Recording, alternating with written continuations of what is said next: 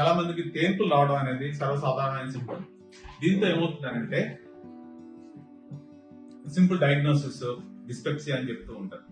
కొంతమందిలో ఏమవుతుందంటే ఈ తేన్పులు ఎంత సివియర్ గా ఉంటాయంటే తీసుకున్న ఆహారం కూడా పైకి రావడము, నోట్లోంచి రావడం, ముక్కులోంచి రావడము, చాలా ఇబ్బంది పడిపోతూ ఉంటారు. పడుకోవాలంటే భయం, ఎందుకంటే నిద్రలో ఈ ఫుడ్ అంతా పైకి రావడం. ఇలాంటి కండిషన్ ని అక్లేషియా అనే ఒక కండిషన్ ఉంటుంది. చిన్నగా చెప్పాలంటే ఇది మనం తీసుకున్న ఆహారము పొట్టలోకి చేరుకోవాలంటే ఒక ట్యూబ్ ద్వారా ఇక్కడి నుంచి ఇక్కడికి వెళ్ళిన తర్వాత ఒక వన్ వే వాల్వ్ ఉంటుంది ఇక్కడ. అది జనరల్ ఫుడ్ రాగానే ఓపెన్ అయిపోయి లోపల పంపించేసి అక్కడ క్లోజ్ అయిపోవాలి. ఒక పేషెంట్ కి అక్కడ మసిల్ ఆ వాల్వ్ తెరుచుకోవట్ల, డోర్లు అలా బిగిసిపోయి ఉండటం వల్ల తీసుకున్న ఆహారం అంతా ఈ ఫుడ్ పైప్ లో ఉండిపోతుంది. ఆయన ఏమనుకుంటున్నారంటే తీసుకుంటున్నాను కదా లోపలికి వెళ్తుంది, డైజెస్ట్ అవుతుంది అన్న ఉద్దేశం ఆయన ఉన్నారు.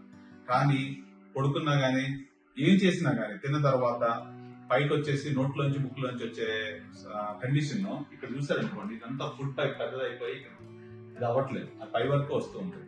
సో అలాంటి సింటమ్స్ ఆయన ద్వారా ఆయన పర్సూ చేసిన ప్రాబ్లం ఏందో ఆయనతోనే కనుక్కున్నాం. ఒకసారి మీకు ఏమైందండి, ఎన్ని సంవత్సరాలుగా ఉంది ఈ ప్రాబ్లమ్, ఏం జరుగుతుంది? సార్ దాదాపు 10 years నుంచి సార్ నాకు ఈ ప్రాబ్లం. ఫస్ట్ కొంచెం డైజెషన్ కావట్లేదు అని చెప్పేసి డైజెషన్ టాబ్లెట్స్ ఇచ్చిండ్రు. దాంతో కూడా నాకు రాలేదు. ఊరికే కఫ్ రావడం, కఫ్ తోటి మొత్తం ఫుడ్ అంతా బయటకు రావడం, ముక్కు నుండి తర్వాత నోట్ల నుండి దగ్గు కూడా చాలా ఎక్కువ వచ్చేది. దగ్గు కూడా లోపల నుండి వచ్చేది సార్, చాలా లోపల నుంచి వచ్చేసి ఒక్కసారి మొత్తం టోటల్ బయటకు వచ్చేసి. ఓకే. తర్వాత మీరు చాలా మంది డాక్టర్స్ చూశారు కాబట్టి దాంట్లో ఈ పర్టికులర్ ప్రాబ్లమ్ నేను ఏదైతే కండిషన్ చెప్పాను అక్లేషియా అని చెప్పి మీకు ఏమైనా అవగాహన కలిగిందా? చెప్పారా ఎవరైనా డయాగ్నోసిస్? లేదు సార్, ఎవరు కూడా చెప్పలేదు. ఎన్ని హాస్పిటల్ తిరిగి ఉంటారు? దాదాపు 10 హాస్పిటల్స్. 10 హాస్పిటల్ 10 సంవత్సరాలు 10 హాస్పిటల్ ఎవరు ఇది కనుక్కోలేదు. ఇక్కడికి వచ్చిన తర్వాత సర్జరీ లేకుండా మీకు ఒక చిన్న ప్రొసీజర్ తో చేశాను. ఏ రోజు చేశాను నాకు గుర్తులేదు కానీ ఇప్పుడు 28 ఆగస్టు అంటే ఆల్మోస్ట్ ఒక 9 రోజులు అయింది.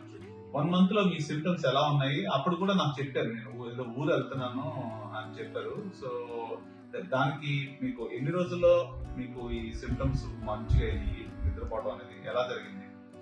సో నేను చేసుకున్న 2 days తర్వాతనే ట్రిప్ పోయింది సార్. 10 days trip. అది ఎక్కడికి వెళ్ళారు?